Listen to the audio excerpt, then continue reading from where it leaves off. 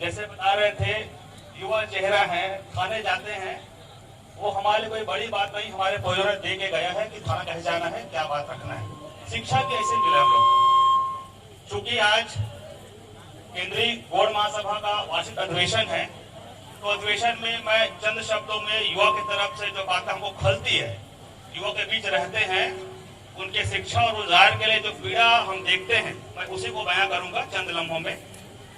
जैसे हम शुरू देख रहे हैं, जब से मैं आया हूं, लगातार केंद्रीय बॉडी पर जो है कुछ आरोप लगातार लग रहे हैं कि काम को लेकर वर्तमान जो परिदृश्य है, चाहे आप आरक्षण को लेकर ले लो, सिलगेर का मामला ले लो, या आपका वन बचाओ, बहुत 5-6 मामले बड़े बड़े हुए हैं। इसमें हमारा केंद्रीय बॉडी जो है या धमधागढ़ महासभा है, किसी प्रकार कोई रेप नहीं किया, कोई प्रकार का आवेदन निवेदन कुछ भी नहीं किया। सबसे बड़ा जब मुद्दा आया, मैं यहाँ जो खड़ा हूँ वो इसलिए है, सब लोगों को लगता है कि जाति प्रमाण पत्र हमको मिला है। मैं उनको बता दूं थोड़ा संविधान जानकारी, जितने भी लोग यहाँ बैठे हुए हैं, किसी को भी जाति प्रमाण पत्र मिला नहीं है। जाति प्रमाण पत्र मिलता है समाज को, और समाज की नीतियों को जो मानता है, रूढ़ी परंपराओं को मानता है, वही व्यक्ति उस संविधान में दिए हुए लाभ का उपयोग कर सकता है। व्यक्तियों को कभी भी जाति प्रमाण पत्र नहीं मिलता है, समाज को मिलता है, और ये गौड़ समाज को मिला हुआ है। और समाज की जो रीति परंपरा का पालन करेगा, वही व्यक्ति जो है संविधान में दिए हुए लाभों को फायदा ले सकता है। बस इतनी सी बात है। दूसरी बात यह है कि यहाँ अभी कुछ समय पहले ही एक बड़ा दे बुरा दे वाले कंसेप्ट अचानक आ गया था, उग्र हो गए थे लोग। मेरे समझ में ये नहीं आ रहा है कि वार्षिक अधिवेशन में इस तरह जहर खोलने का क्या काम आ गया। जो उनके समर्थक है बुढ़ा दे के, उनको क्या जोश आ गया, और जो बड़ा दे समर्थक उनको क्या जोश आ गया। आप यहाँ वार्षिक अधिवेशन में आए हैं कि क्या करने आए हैं?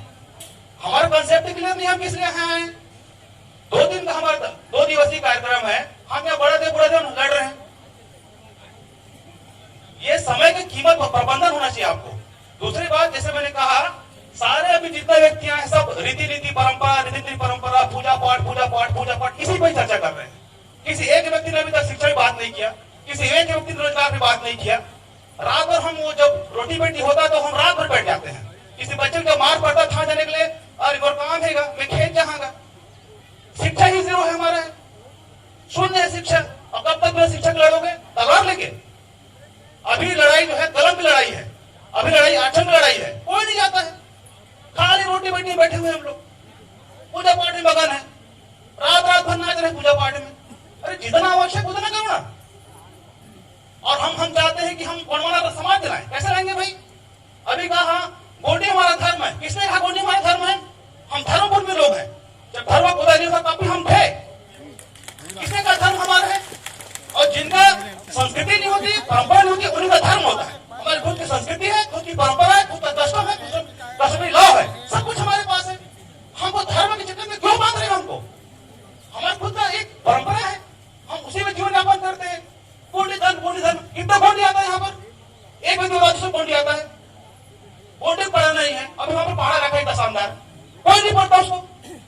हम बोला हम बोलना समाज जलाएंगे। अरे हिंदी बोलने वाले हिंदुस्तान होगा तो गोंडी बोलना गोंड कैसे हुए? जब वो गोंडी आती है तो गोंडी ही मतलब हमको सीखना पड़ेगा। ये आज का युवा का मांग है शिक्षा में, इसको पहाड़ पर टांगना पड़ेगा, ये कंपल्सरी करना चाहिए। गोंडी भाषा हर माल में सबको पढ़ना पड़ेगा, तभी हम आगे समाज ला पाएंगे। वरना जैसे हमारा इंसान गढ़ लूट गया है, आगे भी ऐसी गढ़ लूटने वाला है। अब तय कर लीजिए किस तरह जाना है, शिक्षा को लेकर जाना है या बिना शिक्षा के केवल राजा थे ऐसे करते रहेंगे? मिल जाएगा राजवाना हमको, बोले से मिल जाएगा हमको। अभी लड़ाई संविधान की, कलम की है, तो पढ़ना पड़ेगा। किसी महापुरुष कहा गया है एक रोटी कम खाओ लेकिन बच्चों को जरूर पढ़ाओ। कितना पालन किए हैं?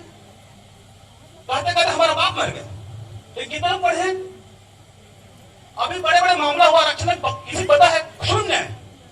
अपास पहुंच चुका 2012 का जो अधिनियम अपास, अभी शून्य है। किसी ने बात नहीं रखा, सब सुन रहे हैं, हाँ रोटी बेटी पूजा पाठ।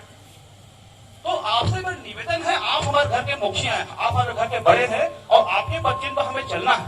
आप वर्तमान में प्रदेश जो है शिक्षा रोजगार में फोकस कीजिए। रोजगार की बात आई है तो मुझसे कॉन्टेक्ट कीजिए। हमारा एक संगठन है, हम युवाओं को रोजगार देते हैं और फंड उनको देते हैं फ्री में। साल भर तक फंड देते हैं, आप रोजगार खड़ा कीजिए, जब हो जाए तब वापस कीजिए, शून्य ब्याज में। आइए हमारे यहाँ, और हम 12 उन युवाओं को मिलाएंगे जिन्होंने रोजगार खड़ा किया है और अपने दम में खड़ा किया है। शिक्षा की बात करते हैं, आइए हमारे साथ, हम जाएंगे दरियाबंद, पहले कि हमारे धमदागढ़ महासभा ने एक लड़की को लॉ पढ़ने का 2.5 लाख वहां पर दे के आया है, पढ़िए ना आप, हम देंगे ना पैसा आपको, किसने मना किया है? अभी रोटी बेटी प्रश्न हुआ, हर लड़की, हमारे जो लड़कियां होती है, हर लड़की मिनिमम 12वीं में, क्यों? क्योंकि हर 4 किलोमीटर में हाई स्कूल आ गया, और लड़के 9वीं सप्लीमेंट्री, 11वीं सप्लीमेंट्री, क्या करते लड़का था वो पैसे जाते का पर लाते, और बेटी मिनिमम 12वीं, कैसे चलेगा काम? एक चक्का साइकिल का, एक चक्का ट्रैक्टर का, चलेगा काम? किसी घर में देखना ना बेटा लोग को 11वीं सप्लीमेंट्री 12वीं फेल, और बेटी मिनिमम 12वीं हमारे पास है, जिंदगी चल जाएगा? उस में हमको शिक्षा पर जोर देना पड़ेगा। अब एक रोटी कम खाली बच्चे दौड़ पढ़ाओ।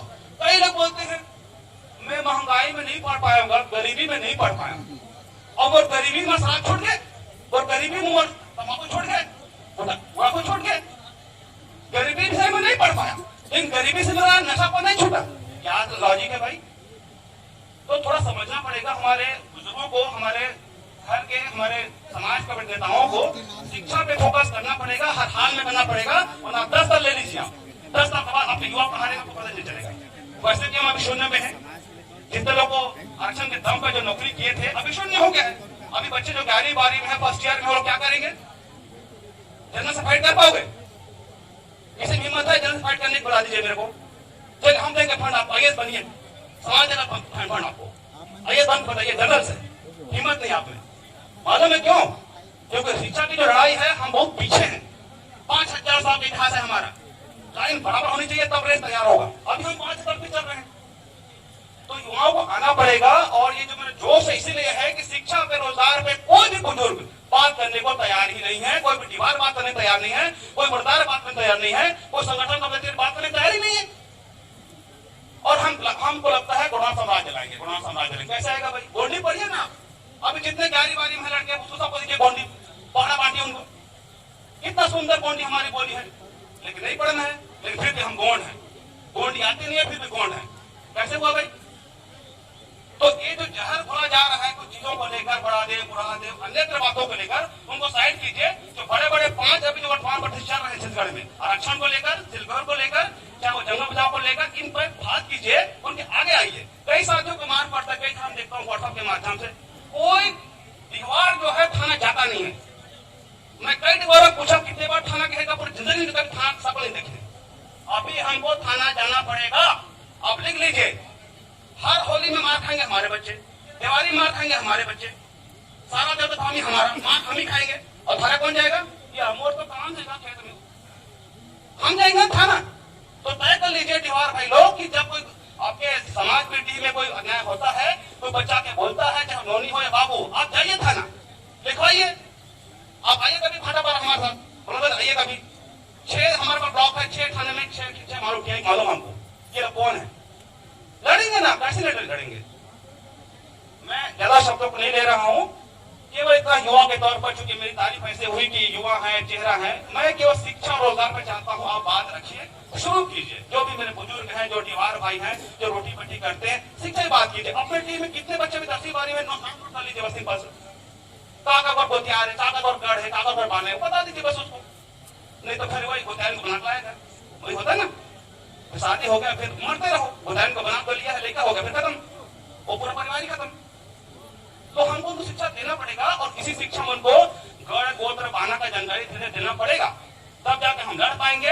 नहीं तो वो एक वीर नारायण थे, उन्होंने तलवार के दम पे हमको जीत दिला दिया।